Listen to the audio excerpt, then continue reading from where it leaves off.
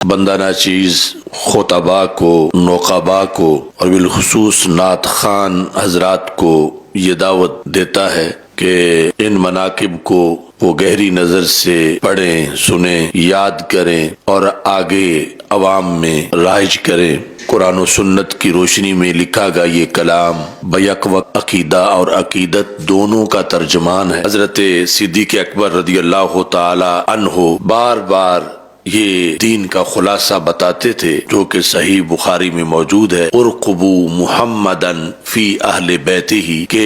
حضرت محمد مصطفیٰ صلی اللہ علیہ وسلم کی رضا اور خوشنودی تلاش کرو آپ کی اہل کی خوشنودی میں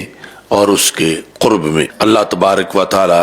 ہم سب کو یہ قرب مزید عطا فرمائے۔ حضرت سیدہ عائشہ صدیقہ رضی اللہ تعالی عنہا اپنی زبان سے حضرت خاتون جنت سیدہ فاطمہ الزہرا رضی اللہ تعالی عنہا کی سیرت، صورت، عظمت، عفت، طہارت کا خلاصہ بیان کرتے ہوئے ارشاد فرماتی ہیں کہ میں نے رسول اکرم صلی اللہ علیہ وسلم کے ساتھ اٹھنے میں، بیٹھنے میں، عادات میں، گفتگو میں، سیرت میں حضرت فاطمہ رضی اللہ تعالی عنہا سے بڑھ کر کسی کو مشابہ نہیں پایا۔ بندہ ناچیز کی یہ سعادت ہے کہ مجھے یہ مناقب لکھنے کی توفیق ملی اور انشاءاللہ ابھی مزید مناقب بھی منظر عام پہ آئیں گے۔ درود پڑھ کے درود پڑھ کے سلام پڑھ کے سنبھل کے لفظ بطول لکھوں، بنایا رب نے گدائے زہرا،